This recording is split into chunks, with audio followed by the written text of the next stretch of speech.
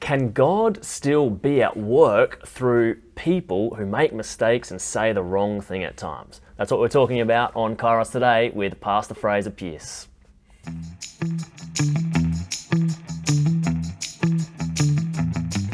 Welcome back. We are here after a long time away with the one and only Pastor Fraser Pierce. Fraser, great to have you back on Kairos. Good to be back, of course. And Fraser was preaching recently on the account of the healing of blind Bartimaeus. And there was something you mentioned in that sermon phrase that grabbed my attention. I thought it could be good to talk about. And it was to do with the interaction between the groups of people in this account and how there's this group of people that seem to be quite a blockage in terms of blind Bartimaeus getting to Jesus. But then their role sort of changes as the text goes on, and this got me thinking about all sorts of things that you know, springing from what you mentioned in your sermon. So perhaps you can lead us into that first as to what happens in the text, and we can talk a bit about how this might play out in our own experience. Right, so I'll read some of the text here so we can understand what's going on. As Jesus and his disciples and a large crowd were leaving Jericho, Bartimaeus, son of Timaeus, a blind beggar, was sitting by the roadside. Sitting beside the way would be a literal way of rendering the Greek there. You know, I made a bit of a point about this because I think in the Gospels the way is not just any old road, it's particularly the way of Jesus to Jerusalem, to suffering, death and resurrection, the way of the cross, in other words. This becomes a name for the early Christians, doesn't it? People of the way, yeah. And also the Old Testament's full of this sort of language. Psalm 1, this is a big use of this word. Okay, so when Bartimaeus heard that it was Jesus of Nazareth, he began to shout out and say, "Jesus, son of David, have mercy on me. Help me," in other words. I've got a need, help me. So if you read the Gospels too, mercy is mainly about wanting help when you're in need, and often what we'd call physical need or something like this, right? Very practical need, okay? Many sternly ordered him to be quiet. Now here's the big thing there. These are evidently the people who are on the way with Jesus. These crowds going with Jesus from Jericho up to Jerusalem. And these are the ones, it seems, who are telling this fellow to be quiet. They sternly order him to be quiet, the text says. What do you think? What are they thinking at the time? Yeah, so in the sermon, I kind of did some speculation on this because it doesn't actually say, right, why do they sternly order him? Well, maybe it's because he's just a pest, noise pollution, you could say. Or maybe they're thinking, why bother this important man? After all, who are you? You're a nobody. Also, you've got nothing to offer him. This is perhaps part of it too, and nothing to offer us, what's more. Okay, you're like... Drain on the resources, potentially. You know, give me a denarius, I'll bring you forward. You don't have anything like that. Who knows? I think it's worth speculating about it. And to my mind, the text leaves these things unsaid as a way of inviting us to think about why they might sternly order. There's no indication, of course, that in sternly ordering the fellow to be quiet, they were representing Jesus' will. It could be, by the way, they think they are representing Jesus' will. Of course, Jesus doesn't want to see you. And this is what would give us reason to think this way, is the apostles evidently think this when it comes to people bringing children to Jesus, right? I think they think they're doing Jesus' will. Okay, so what happens next? Okay, the guy's not put off. He cried even more loudly, "Son of David, have mercy on me." Then it says, Jesus stood still. So what's interesting is he's on the way, he's on the path to the cross, and this is of course an important thing in the Gospels. This is the path he came to walk, and yet when he hears the cry for mercy, it stops him on this path. So thinking about it symbolically, which I think is a good way to take the text, as a narrative, as a literal narrative you could even say, but also being aware of the symbolic aspect to it. On this path to the cross, he stands still. And then he says... Something very significant here that he needs to pause on that path.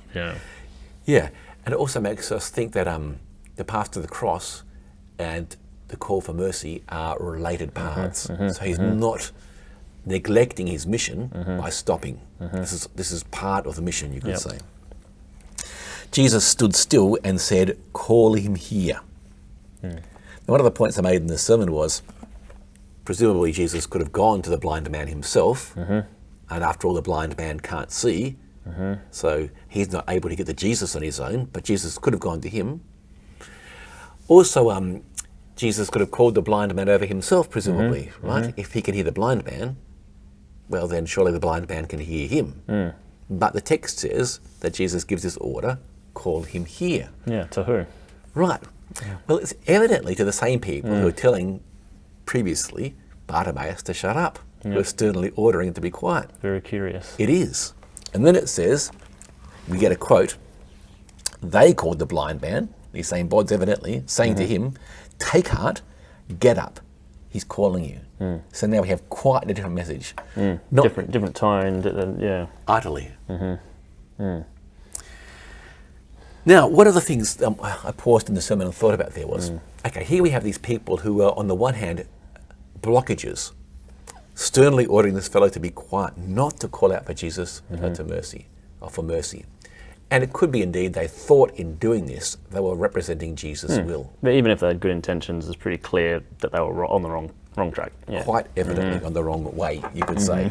On the right way in one sense, on the wrong way in another. And Jesus then gets them to make the invitation.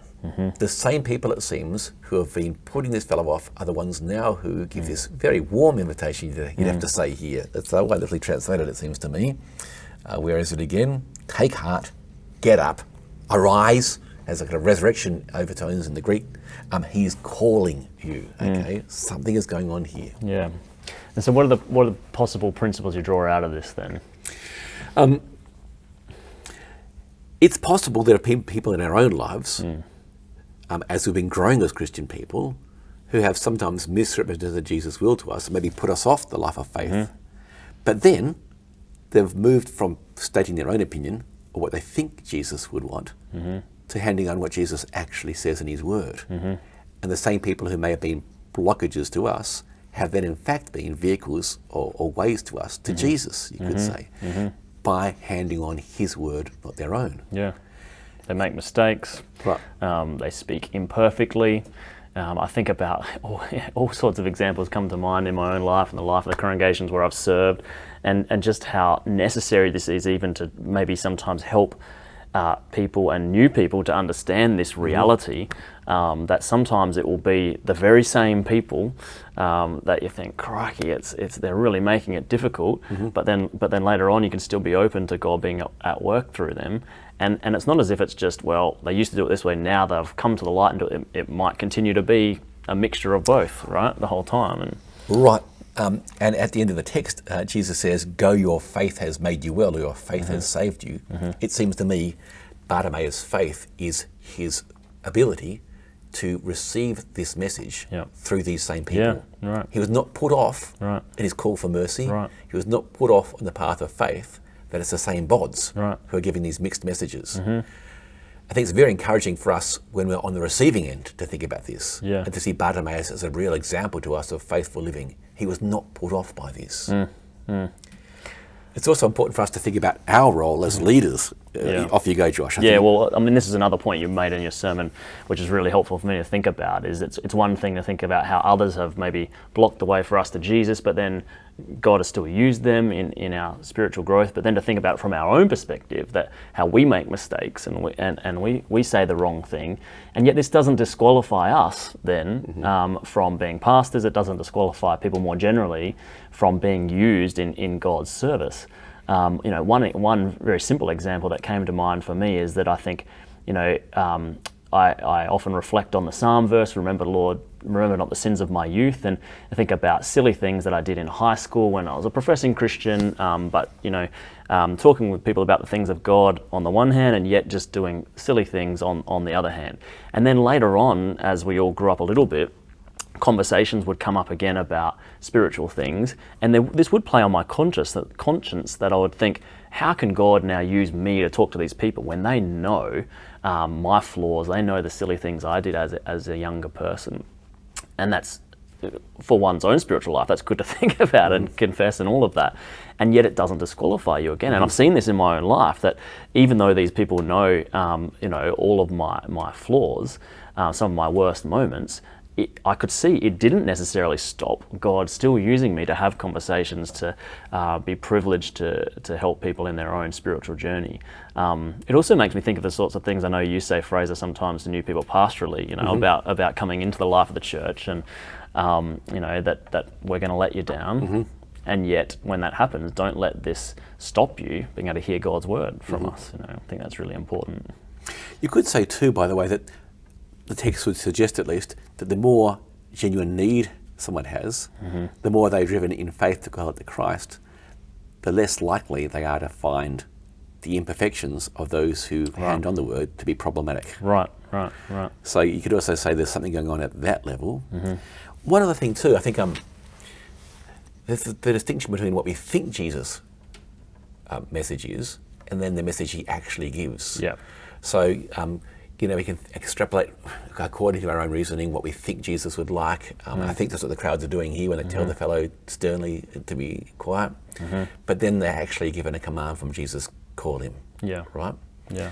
And so I think also when it comes to our pastoral ministry then, we can be more confident that when we hand on Jesus' actual word, that we're giving a call that will help people who want mercy from God. Right? Whereas if we're sharing our own opinions, this is a much less certain prospect. Yeah, and on the other side of that then, I think if you're, say, in congregational life and your pastor, you're chatting over the barbecue and he has some opinion that you find objectionable when it comes to politics or football or whatever it is, okay, that's what it is. But then, you could draw this out of this text then, that don't let that stop you hearing God's word through this person. That still happens. So indeed, people still who make mistakes, who speak wrongly, who do things even contrary to the will of God, God still uses to help people in their need. You see it in the story of the account of blind Bartimaeus. We see it in our own lives and in congregational life. Anything else you want to throw in today, Fraser? No, thanks, Josh. Yeah, God bless you. Great to see you back, and we'll see you next time. Yeah, God bless you.